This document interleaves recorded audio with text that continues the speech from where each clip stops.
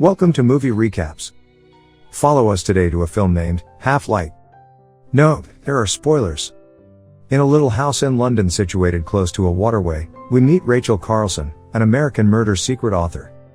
Rachel lives with her second spouse Brian, who fills in as a book proofreader, and her kid child Thomas. Brian has gotten back and has gotten an email. It's a dismissal letter from a distributing organization about his future book Fade Away. Rachel doesn't give a lot of consideration to Brian and on second thought centers around composing. Thomas needs his mother's consideration, so he drives his toy vehicle solidly into her foot. Thomas then, at that point, tells her that it's an ideal opportunity to head outside, with his mother letting him know that she needs somewhat more time. He heads outside all alone as he can hardly wait anymore. Brian comes into the room a moment later and shares his news with her. Rachel says that they likewise dismissed her first book as well and keeps working. In the interim, Thomas opens the door that prompts the canal. He strolls down and starts playing with the water. Rachel starts to call for Thomas, yet she doesn't hear back from him. She then, at that point, finds the door is totally open. She heads down the steps to the trench and keeps shouting to her child. She then, at that point, sees his activity figure coasting in the water close to a wooden boat. She moves the boat far removed, just to make the tragic revelation that her child has suffocated. Quick forward 8 months, Rachel is heading to the waterfront area of Scotland looking for another home. She faults herself for the demise of Thomas, and because of her powerlessness to accommodate his passing, she can at this point don't complete her book. The misfortune has additionally put a colossal weight on her marriage. She has dropped out of adoration with her significant other, and Brian is inquiring as to whether they should separate. However, she didn't focus on the thought. She says they should manage it later. Rachel's demeanor towards Brian has changed, as she has put all the fault on him, blaming him of leaving the door open. He is burned out on her constant pondering Thomas, and furthermore being marked as the one to blame. She at last chooses a house on the coast, without anyone else, the main thing in its line of sight being a beacon on an island far away from her. She calls her companion Sharon to educate her regarding the house's area, telling her she will be fine. She strolls around and finds neighbors en route, Finlay Murray and his better half Mary Murphy, who direct her toward the town.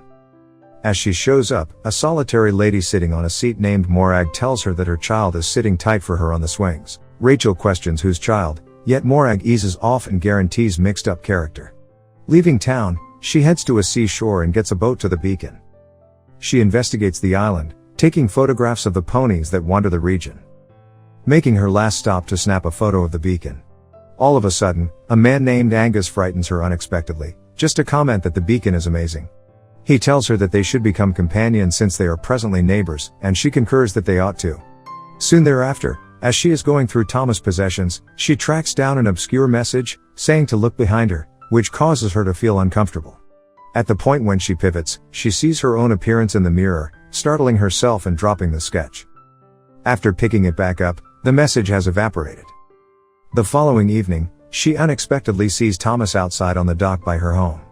She races to embrace him, and tells him not to go. He then, at that point, advises her to come and be with him. Astounded goes to panist as Thomas maneuvers her into the water and endeavors to suffocate her. She awakens in a frenzy and it ends up being only a terrible dream. Gradually pausing to rest, she investigates and sees Thomas remaining close to her once more. He rushes at her neck, she awakens once more. One more day passes, and she has now concluded that she needs a break from composing to go and see Angus. Getting a visit through the spot, she discovers that Angus lives without anyone else. Angus, his dad, and his granddad all have lived in that beacon, so he could never leave. He takes Rachel to the top and sees the skyline in the entirety of its eminence. Rachel gives Angus one of her books and withdraws from the island looking a lot more joyful than previously. Some time has begun to pass by. Angus and Rachel invest more energy with one another. Strolling on the seashore, riding ponies, and simply appreciating his conversation. Morag advises her that Thomas is attempting to follow her, actually trickling wet, and endeavoring to hold her hand. This load of words from Morag cause Rachel to drop her glass. Finlay assists her with cleaning the glass and advises her to ignore what Morag says, charging her of being a consideration searcher. At home, she tracks down one more secretive message composed with the letter sets on her fridge. Unnerved, she comes to see Angus. Gazes lead to touching, prompting a kiss, and afterward a hug. At long last resting easy thinking about her life, she goes to a birthday celebration for Mary. She inquires as to whether she has seen Angus yet. Her inquiry shocks everybody there. Mary tells her that Angus and his significant other Kate kicked the bucket 7 years prior. Every other person at the party affirms the truth, driving Rachel to go frantic. She begins to figure Angus may have never been alive. After leaving the party and returning to the beacon, Finlay tells her that Kate had an undertaking with an angler. In the fury and tumult of discovering, Angus pushed her into the heater, killing her. Angus killed the angler by skewering him with a snare, raising him up, then, at that point, he hopped from the highest point of the beacon. She searches for proof that he is alive, in any event, considering Sharon and conversing with her with regards to it. She tells her that Angus probably been her creative mind. Distrusting what's going on, Rachel returns to the beacon and moves to the top as she suspected she saw Angus up there. Similarly, as Rachel gets to the top, Sharon shows up. Rachel returns and advises her to envision Angus away. Rachel sees Angus behind Sharon and advises her to pivot. In any event, constraining her to pivot to see Angus, however Sharon doesn't see him. Turning her back to Angus, he cuts Sharon to death. Rachel goes to Finlay for help, yet when they get back, Sharon's body is no more.